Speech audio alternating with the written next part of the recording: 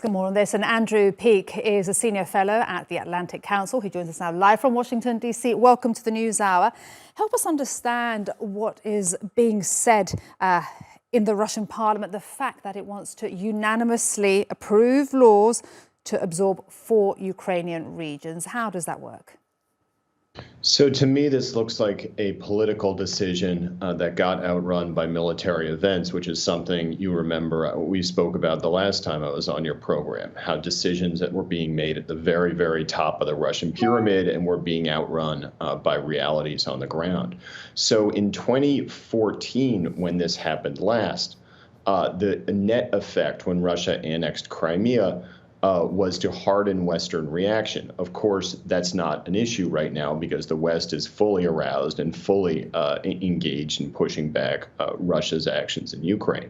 So I suspect the net effect will be to reassure the separatists in the East who have asked for this in the past, particularly in 2015, and Russia at that point kind of quietly shut them down. So this might be seen as a political gesture to those Ukrainians who are still fighting on Russia's side.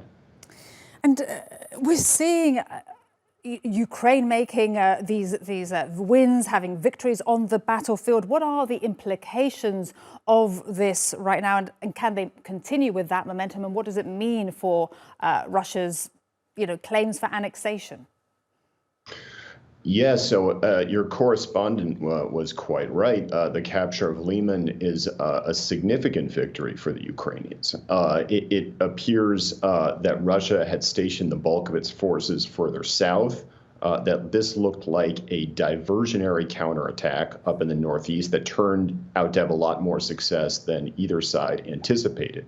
But what the capture of Liman does is it cuts off a major rail hub going into the central separatist provinces, i.e. so to shift forces from the northeast to the south, you would have to go through this town, which has 2 railways converging on it, which is now in the hands of the Ukrainians. So what does that mean for any potential Russian victories here, the fact that Liman is now in the hands of Ukraine? They have to take it back. And I suspect they're going to try to in the days to come, but they don't have the forces. And they can't, most importantly, they can't shift the forces from the east to the northeast quickly enough. So, I like to look at this as who has the victory right now, who is winning. Just to simplify it, Ukraine has momentum right now. Can it continue?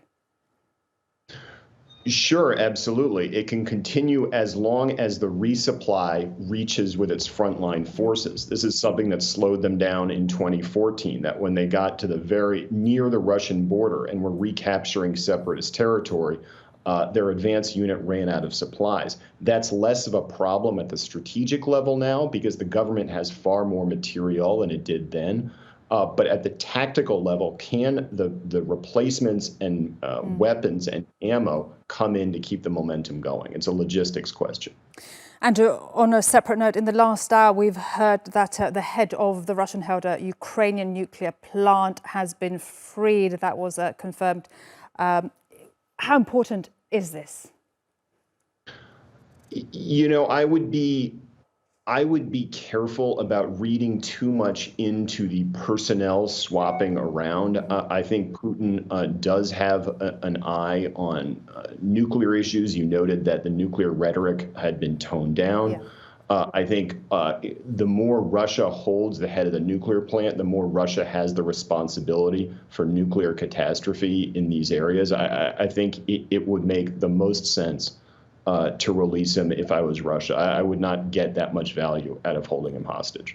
All right. Thank you so much. Fantastic to get your analysis once again. A pleasure to have you on the News Hour. Thank you, Andrew Peake from the Atlantic Council.